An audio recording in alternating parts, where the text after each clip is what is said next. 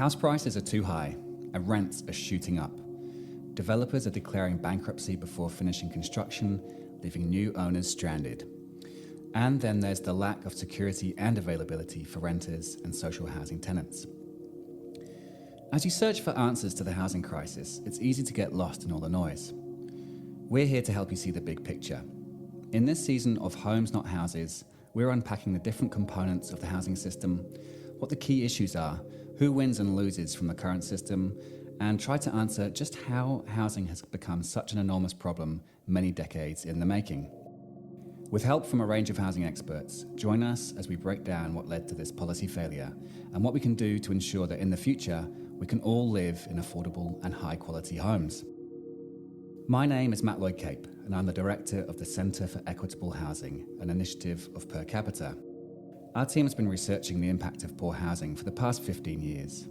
And over that time, we've seen the Australian housing system come under increasing pressure, uncovered some damning trends, and heard the heartbreaking stories of those affected, as well as talking to housing academics, researchers, and organisations who are seeking to find lasting solutions to our housing issues. This is Homes Not Houses, an investigative podcast recorded on the lands of the Wurundjeri people of the Kulin Nation, which puts the housing system under the microscope and examines the factors which exacerbate inequality across the nation. Join us for this 6-part series where we unpack the current housing crisis, how we got here, who wins and loses from the current system, what sort of better housing system could we have, and how we can get there.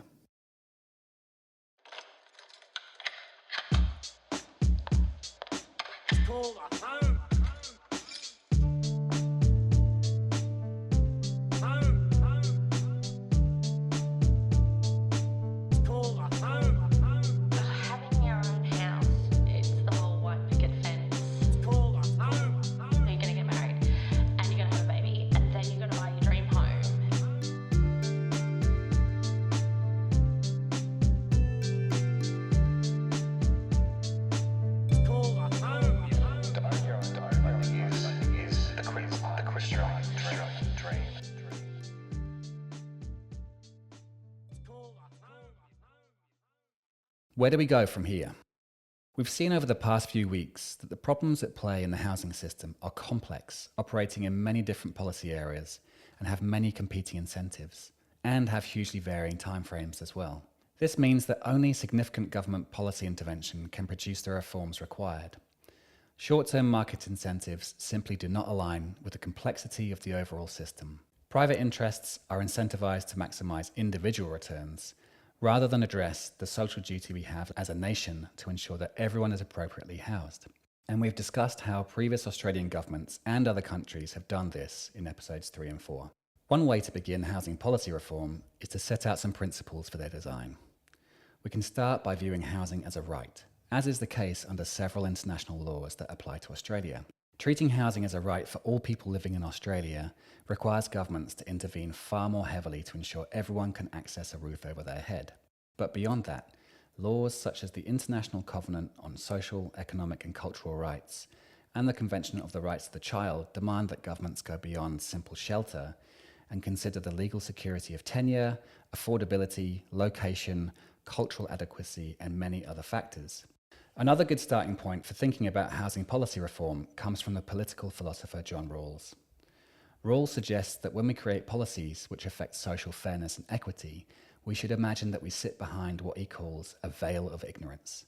That is, we don't know where we would be born into in our society, rich, poor, rural, urban, a renter or a homeowner. Taking this position means that we can be far more objective about our current system and what reforms we need to think about in order to make things better. For example, who would think that a child being born into a family on a 10-year waiting list for social housing was being treated fairly given our national wealth and prosperity? Who would stand behind the veil of ignorance and accept the current extraordinary mismatch in security and stability between renters and owners? And if a rights-based starting point is not enough to stimulate decent housing policy reform, then how about we consider the raw dollar cost of inaction? An overwhelming proportion of economists surveyed by academics at the University of New South Wales think that our incoherent housing market strategy has significant negative effects on the economy, reducing labour productivity, misallocating household spending and increasing household debt, as well as increasing national financial instability. Treating housing as necessary social infrastructure with enormous economic implications seems obvious. If someone told you that we should leave road building and hospital construction entirely up to the private sector, you'd think they were crazy, and we need to start thinking about housing in the same way. This means that we need a broad, ambitious, long-term strategy that addresses the whole of the housing system. This can only be brought about by significant commitment and leadership from the federal government. Such significant reform will require coordination from local, state and federal government, meaning that strong intergovernmental agreements must be reached. This must be underpinned through significant leadership at the Commonwealth level and a strong set of state Commonwealth targets, agreements and financing arrangements. Because of the timeframes involved, it is critical that we force a level of cross-party support so that new governments can't backtrack and derail the process. A challenge indeed. I think we need a central body that has strategic oversight for housing in Australia, nationally. That is Hugh Belfridge. Part of the problem, of course, is that the regulatory framework is distributed across three levels of government, plus the RBA, plus APRA. It's ad hoc, really. So no one's holding that. No, there are no goals set. The goals are default goals. So that's one thing. We need a body that has teeth and that has strategic oversight, that builds property, that plans and that regulates the market. The first step is to draw up a 10-year housing plan which sets out the objectives, mechanisms and funding arrangements for improving housing outcomes. This should be legislated so that future governments are less able to overturn the plan, as has been done in Canada and Scotland. Secondly, it's time for more accountability from our governments. This will require that federal governments undertake a comprehensive review of federal housing expenditure, that governments clearly delineate responsibilities and establish reporting procedures that are publicly available. Right now, we spend significantly more on investment property tax breaks for the wealthiest Australians than we do on social housing and homelessness services. However, these figures are not published by the federal government. People expect governments to step in and look after their health and protect their houses, their homes, and secure their jobs and so on. That is Peter Mayers. So we are demanding that of government. And if government is going to rise to that challenge, it has to step back in ways. It has to rebuild its professional capabilities and stop pretending that we can leave everything to the market or leave everything to NGOs and philanthropic groups and so on. So I think that the tide is turning on that, but whether it's sustained, I guess, depends partly on what we as citizens do and what we demand in terms of political action and so on. So, what policy goals should governments be committing to? Firstly, recommitting to government supply of housing would be an ideal starting point. In our survey, the Australian Housing Monitor, we learned that 73% of the population support greater social housing spending. As covered earlier in our series, only a fraction of total government housing budget goes towards the construction and maintenance of new social housing. Current targets for new construction are drops in the ocean compared to the demand that we are seeing. In 2022, before the current rapid rise in rents, there were around 175,000 households on the waiting list for social housing. Despite this, current construction rates are anemic, with the social housing stock increasing by just 2,545 dwellings between 2021 and 2022. And many more people who would qualify for social housing have simply given up on the waiting lists. Academics at the City Futures Research Centre at the University of New South Wales estimate that there are currently 640,000 households whose housing needs are not being met. And under current policy settings, this number will rise to nearly 1 million households by 2041. Well, there's a census-based analysis that my colleagues have created, firstly from the 2016 census and then quite recently updated from 2021. That's Hal Pawson. So what that shows is that to use the terminology, the unmet need for social housing is around 430,000 or 440,000 households equivalent. Now that's almost identical to the total size of the social rental sector that we already have. So, it implies in a slightly crude way, but it implies that in order to address that problem, you would need to double social housing stock that we have at the moment. We've got a market failure That's Kate Colvin. in that low-cost rentals sector that has to be filled with. When we have market failures, that's where government policy needs to step in. And so the provision of low-cost rentals, because of failures in housing tax policy and other policy over a long period of time, now needs to be addressed by government, because it's not going away, that market failure. It's only growing, actually. If we're going to rely on market mechanisms, we're probably going to be waiting a lot longer to achieve the social outcomes than if we went down other paths, such as more direct provision by government. That's Jago Dodson. Interested in supply and achieving large increases in supply in a short time frame, then really government is the only actor that's able to mobilise the resources that are necessary and deploy them to build housing at scale. I mean, the disappointing part about COVID was that was a huge opportunity for the federal government to step in and stimulate the construction sector by building social housing. And there were calls for that, joint calls from the Master Builders Association and the main construction union, the CFMEU, as well as all the social housing providers and homelessness groups and everyone else. Everyone said, look, this is a chance. You need to stimulate the economy. You need to keep the construction industry going, build social housing. Instead, what we saw from the Morrison government was the Home Builder Scheme, which was money for people to renovate their homes, and that was essentially, it led to a kind of building boom, but essentially it didn't generate the kind of social housing and that we needed. We also need to review and reform the way we tax land and housing. It also includes reforming stamp duty and land tax, which create an additional barrier to owner occupation and can deter households from moving, preventing the efficient use of our housing stock. Australia is fairly unique in subsidising investors to a point where they can outbid people just trying to buy a home to live in. We're also very unusual in having no estate taxes for high wealth households, so people can pass down the wealth accumulated in their family home indefinitely.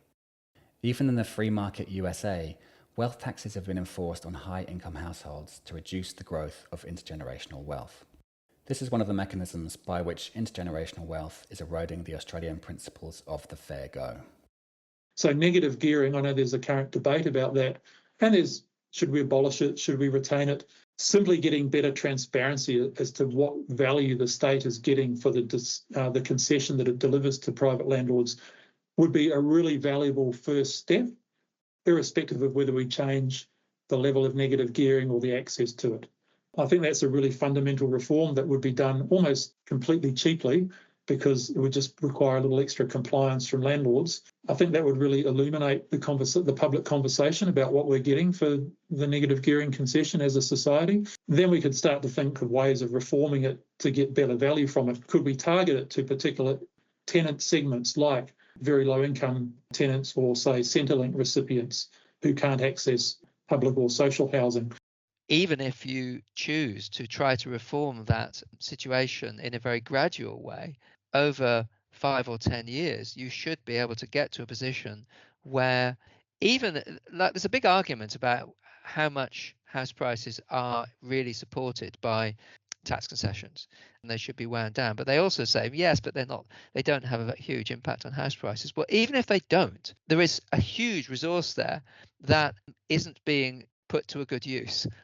It doesn't really tick any boxes in terms of public policy objectives, and redirecting it it should be an absolute no-brainer. Outside of the government, there is a role for not-for-profits and philanthropics.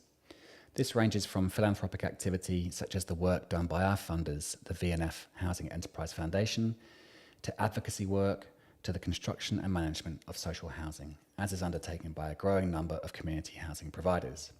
My diagnosis, if you like, is that this is a systemic problem. I think that's probably the most effective thing that philanthropy can do, to drive understanding, drive the development of solutions, and including building community understanding of the problem and of the solutions. There's evidence that community housing providers have a closer relationship to their tenants. They're more able to access other sources of capital. They don't pay GST. So there is advantages to community housing. There's advantages to public housing systems as well. I'm agnostic on that. The main thing is we build the housing and we get people into it, and that involves public investment of one form or another.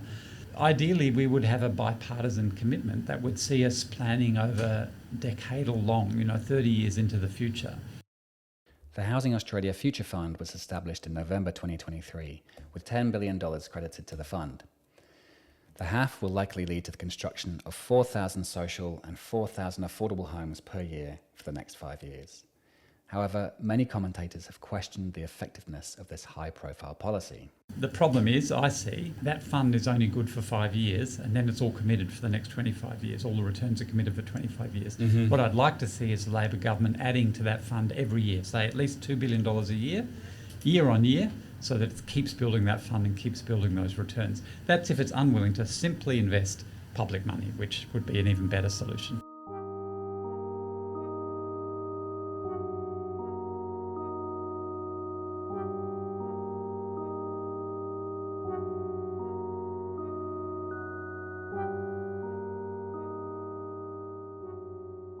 We should also consider a number of reforms of the planning system.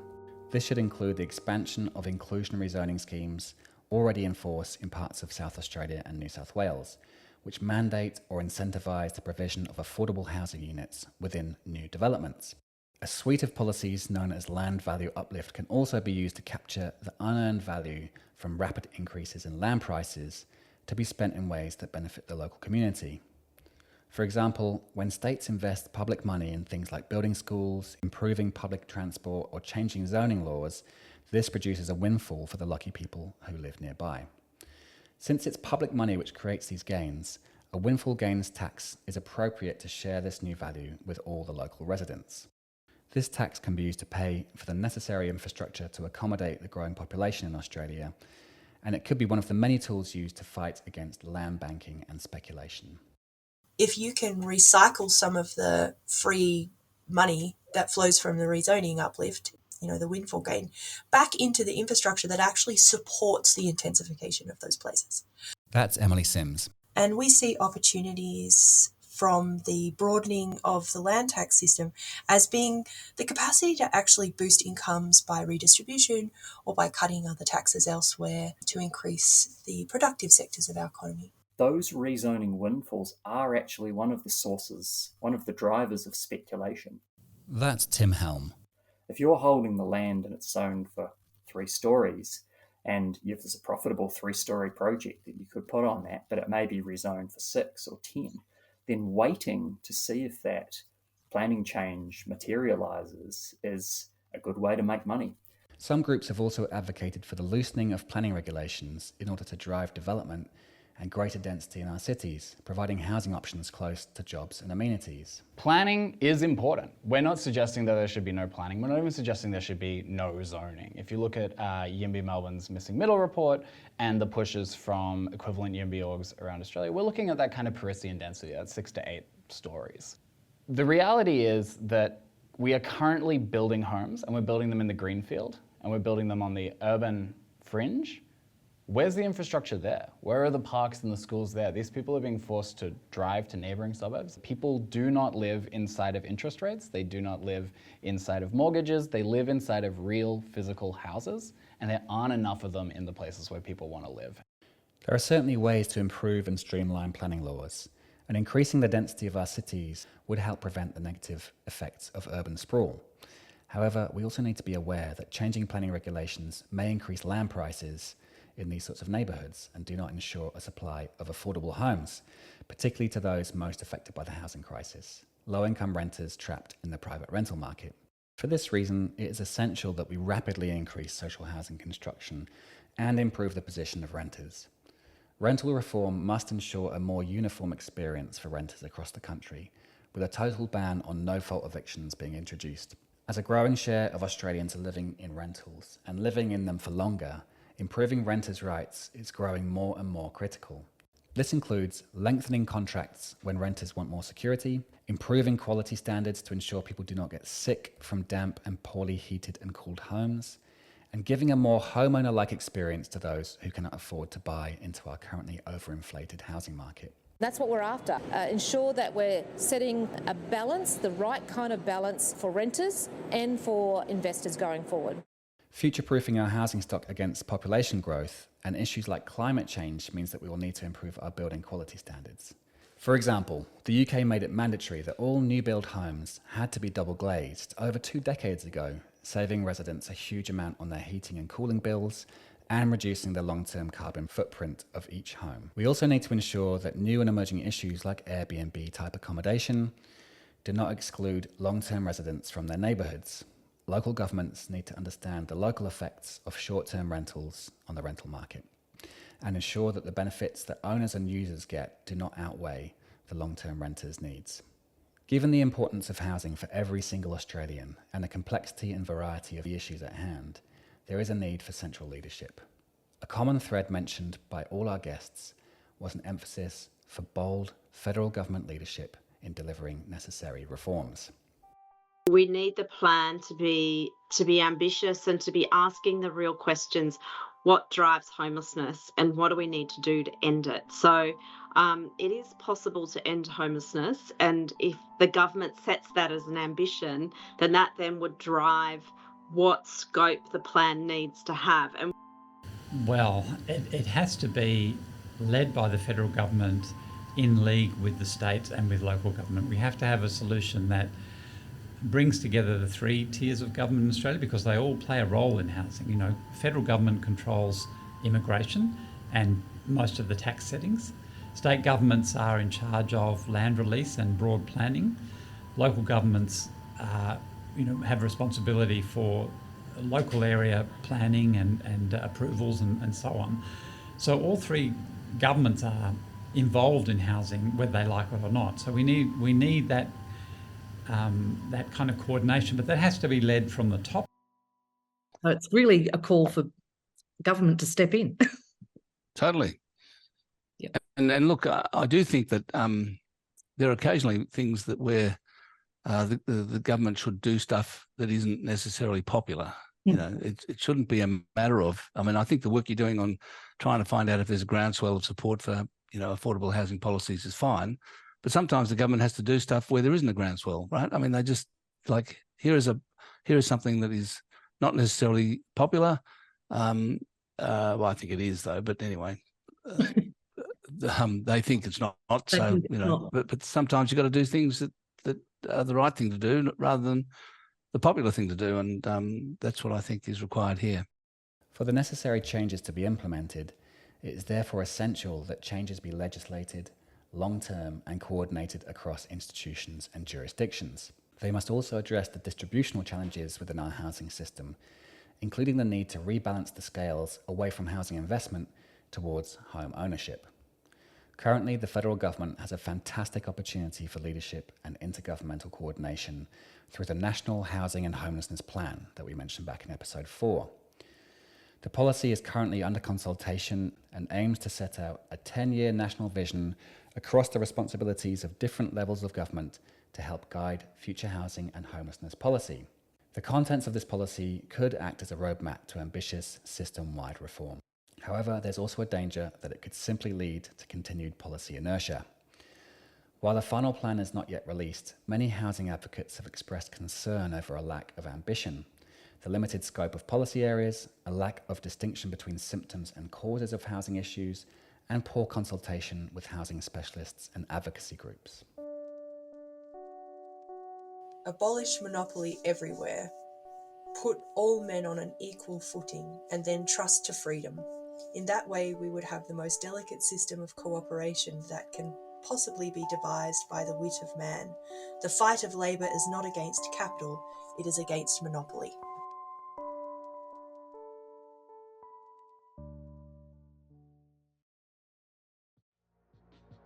Thank you for joining us in this series. We'd really like to thank our guests who graciously lent us their time and expertise in housing. Eliza Owens, Hal Pawson, Hugh Belfridge, Peter Mayers, Kate Colvin, Jago Dodson, Emily Sims, Tim Helm, and Jonathan O'Brien. A special thanks to our sponsors Prosper and Morris Blackburn, who helped fund the production of this series.